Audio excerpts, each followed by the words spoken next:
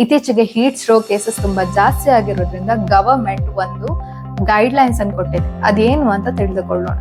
ನಿಮ್ಗೆ ಬಾರಿಕೆ ಆಗ್ತಾ ಇಲ್ಲ ಅಂತ ಹೇಳಿದ್ರು ಹೆಚ್ಚಾದ ನೀರನ್ನು ಕುಡಿಬೇಕು. ORS, ಎಳ್ನೀರು, ಮನೆಯಲ್ಲೇ ಮಾಡುವಂತಹ ಲಿಂಬೆಹಣ್ಣು ಜ್ಯೂಸು, ಮಜ್ಜಿಗೆ, ಲಸ್ಸಿ ಮತ್ತೆ ಹೆಚ್ಚಿನ ನೀರಿನಂಶ ಇರುವಂತಹ ತರಕಾರಿ ಮತ್ತು ಹಣ್ಣುಗಳನ್ನ ಸೇವನೆ ಮಾಡಬೇಕು.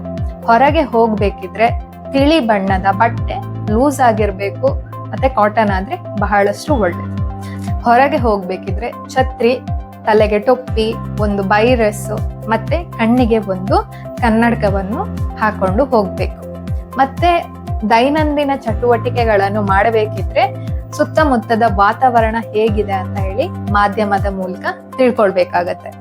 ನೀವು ಕೆಲಸ ಮಾಡ್ಲೇಬೇಕು ಅಂತ ಹೇಳಿದ್ರೆ 11 ಗಂಟೆಯ ಒಳಗೆ ಮತ್ತು 4 ಗಂಟೆಯ ನಂತರದಲ್ಲಿ ನಿಮ್ಮ ದೈನಂದಿನ ಚಟುವಟಿಕೆಗಳನ್ನು ಹೊಂದ್ಕೊಳ್ಬೇಕು. 12ರಿಂದ 3 ಗಂಟೆ ಗ್ಯಾಪಲ್ಲಿ ಯಾವುದೇ ಕೆಲಸಗಳನ್ನು ಮಾಡ್ಲಿಕ್ಕೆ ಹೋಗ್ಬಾರ್ದು. ನೀವು ಮನೆಯಿಂದ ಹೊರಗಡೆ ಇರ್ಬೇಕಿದ್ರೆ ತಂಪಾಗಿರುವಂತಹ, ಗಾಳಿ ಬೀಸ್ತಾ ಇರುವಂತಹ ಛಾಯಾ ಜಾಗದಲ್ಲಿ ಇರ್ಬೇಕು. ಮನೆ ಒಳಗೆ ಇರ್ಬೇಕಿದ್ರೆ ಕಿಟಕಿಗಳನ್ನು ಓಪನ್ ಮಾಡಿ ಫ್ಯಾನ್, AC ಅಥವಾ ಕೂಲರ್ ಅನ್ನು ಉಪಯೋಗಿಸ್ಬೇಕು. ನಿಮ್ಮ ಮನೆಯಲ್ಲಿ ನವಜಾತ ಶಿಶು, ಗರ್ಭಿಣಿ ಸ್ತ್ರೀ, ವೃದ್ಧರು, ಹೃದ್ರೋಗಿಗಳು ಮತ್ತು BP ಇರುವಂತಹ ವ್ಯಕ್ತಿಗಳು ಇದ್ರ ಮೇಲೆ ತುಂಬಾ ಕಾಳಜಿಯನ್ನು ತೋರಿಸ್ಬೇಕು. ಮತ್ತೆ ಏನಾದ್ರೂ ಸಿಂಪ್ಟಮ್ಸ್ ಇದ್ರೆ ಅವರನ್ನು ಡೈರೆಕ್ಟ್ ಆಗಿ ಡಾಕ್ಟರ್ಸ್ಗೆ ಹೋಗಿ ಕನ್ಸಲ್ಟ್ ಮಾಡಿಸ್ಬೇಕಾಗತ್ತೆ. ತಣ್ಣೀರಿನಲ್ಲಿ ಸ್ನಾನವನ್ನು ಮಾಡಿದ್ರೆ ಅತ್ಯಂತ ಸೂಕ್ತವಾಗಿರುವಂಥದ್ದು.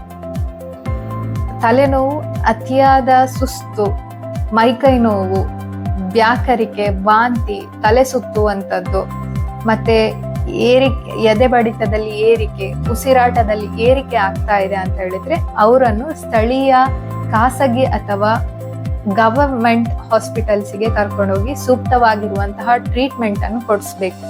ಒಂದು ವೇಳೆ ಖಾಸಗಿ ಅಥವಾ ಸರ್ಕಾರಿ ಆಸ್ಪತ್ರೆ ಇಲ್ಲ ಅಂತ ಹೇಳಿದ್ರೆ 108ಕ್ಕೆ ಕಾಲ್ ಮಾಡಿ ಮತ್ತೆ ಪೇಷಂಟ್ ಅನ್ನು ಬೇಗನೆ ವರ್ಗಾವಣೆ ಮಾಡಿ ಕರೆಕ್ಟ್ ಆಗಿರುವಂತಹ ಟ್ರೀಟ್ಮೆಂಟ್ ಅನ್ನು ಕೊಡಿಸ್ಬೇಕು. ಸೊ ಇದಿಷ್ಟು ಗವರ್ಮೆಂಟ್ ನಮ್ಗೆ ಗೈಡ್ ಲೈನ್ ಅನ್ನು ಕೊಟ್ಟಿದೆ. ಸೊ ಅದನ್ನು ನಾನು ನಿಮ್ಗೆ ತಲುಪಿಸಿದ್ದೇನೆ. ಅಂಡ್ ಏನೇ ಡೌಟ್ಸ್ ಇದ್ರೆ ಪ್ಲೀಸ್ ಕಮೆಂಟ್ ಅಲ್ಲಿ ಮೆನ್ಷನ್ ಮಾಡಿ. ಧನ್ಯವಾದಗಳು.